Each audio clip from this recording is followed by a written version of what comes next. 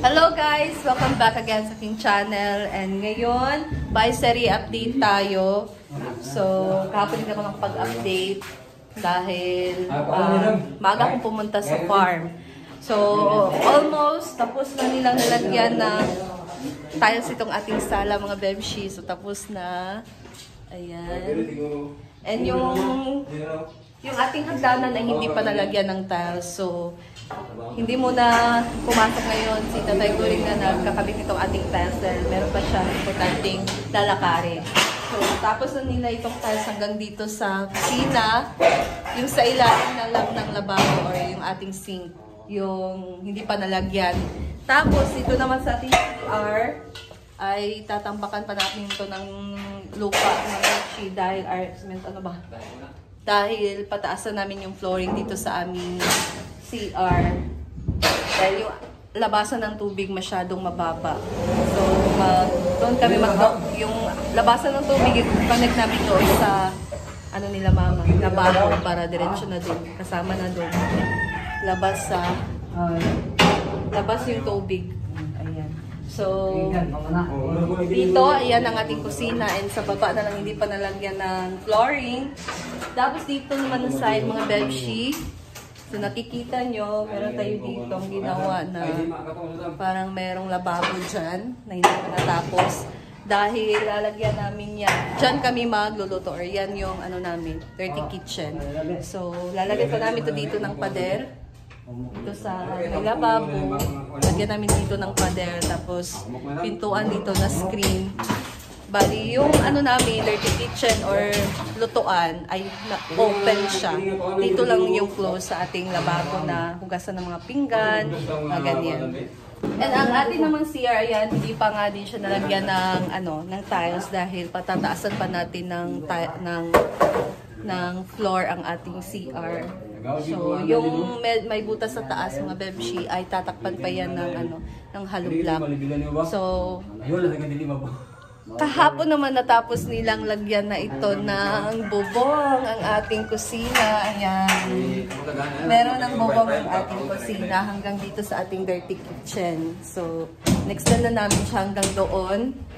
And so far mga bebshi, konti na lang talaga yung mga aayusin dito sa ating bahay. And malapit na din talaga siyang matapos.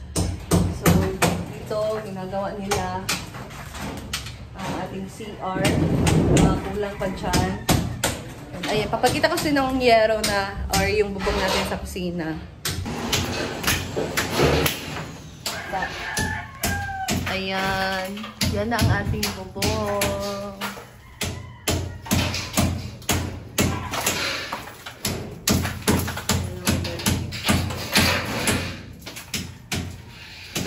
Diyan ang ating dirty kitchen. Dito ng ating lababo. Dito na sa red ay lalagyan ng pader. Ayan.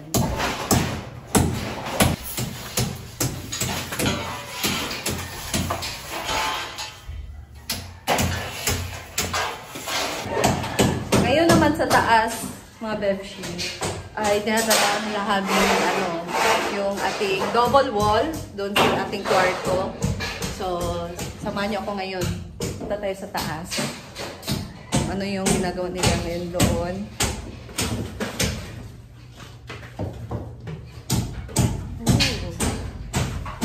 Saka po. Ayan. Yan si Abby. Siya yung ngayon, helper. So, nalagyan na nila dito sa baba para kaputan ng ating double wall. So, ito na ang ating gagamitin na pang-double wall is the Hardiflex. Ayan.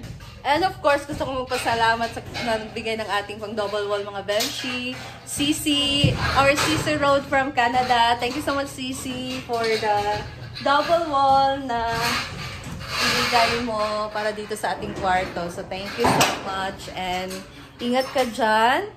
God bless you always, CC, and more blessing pa ang dumating sa iyo. So, ayun, ikakabit na din talaga nila ngayon yung ating double wall. siya ang si Tonton yung magkakabit ng ating wall. Si Abby yung mag-helper sa kanya. So, dapat siyang lagyan ng mga ganyan na, size na nila? Metal paring. Metal paring. Kasi, Hindi pantay. oo. Hindi pantay yung ano natin, mga bebshi, and kailangan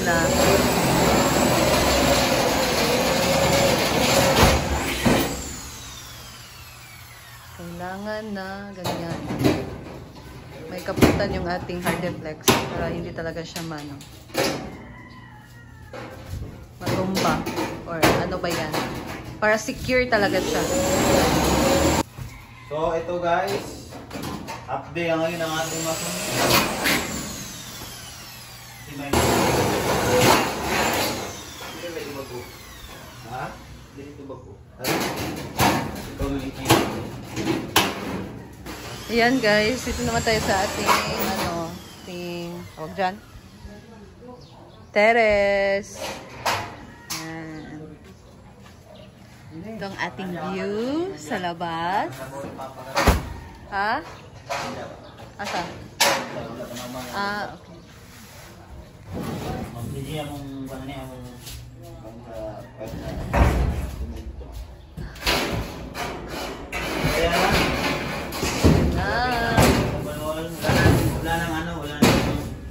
insulation po.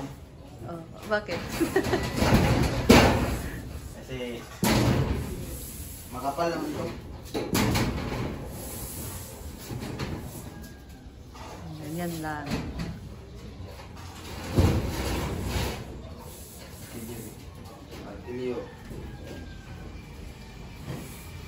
Abtik sa maning helper na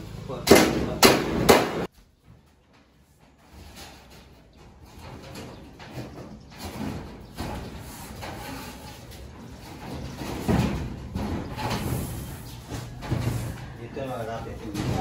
wow, my gosh. Diba? Ito na talaga yun. Yung na yung sinanik nga. Stop. Ano? Huwag na, ka lagi. Ano, kapit ka puro? Impir. Kung ba, lagi bro. Impat, nanti ka natin. Puto niyo.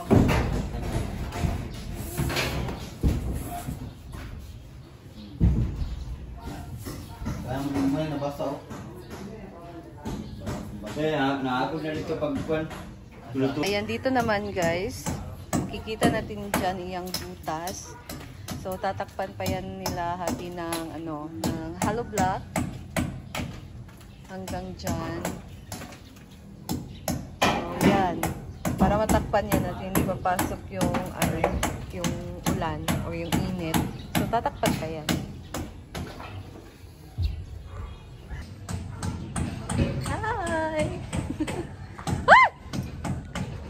Sangguyan ako ang war. Talagang war at kailangan na nilang i-transfer kasi natin matatouch natin dito kasi masyadong malapit talaga. Nandito talaga siya sa ating terrace, no? So, dapat nila yung i-transfer doon sa labas. Kasi pasok siya dito sa ating mga bahay. Ayan. Oo nga na, Elfer. Ay, hinay kayo. Hindi pwede mag-Elfer kaya ya.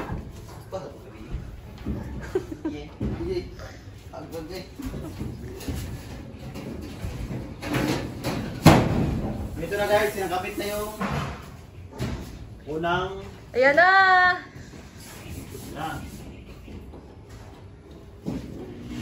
The moment that we are waiting for.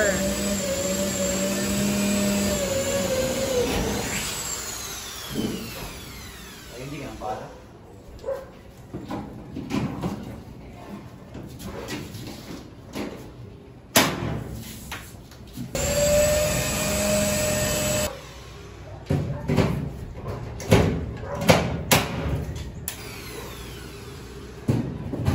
So, ganyan, no, pagka metal. Hindi lalagyan ng insulation po.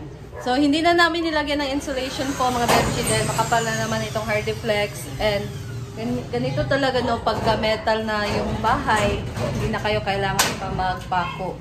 Iba talaga pagkakahoy kasi kailangan pa nating mag-ano ng martilyo, mag-dukdok ng pako. So, pagka ganito, na ano na siya, metal. So, yung gagamitin na lang ay, ano yan? Ano yan? Blind rivets.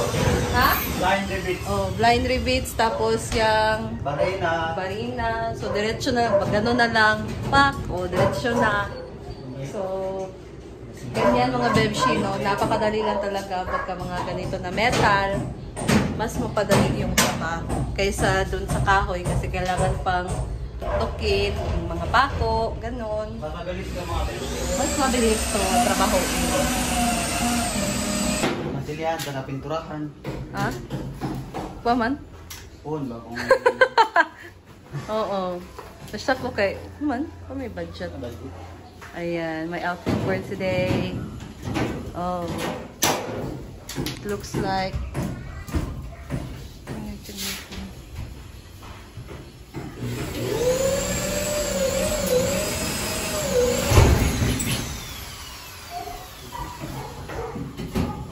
Tingnan nyo guys. Di ba? Ayan lang. So, ayan mga Bebshi. Hopefully, half nito matatapos ngayon. So, bababa na ako dahil yun ang ating update dito sa ating bahay. So, by tomorrow, update ko kayo ulit dito kung ano na yung matatapos nila ngayong araw na ito.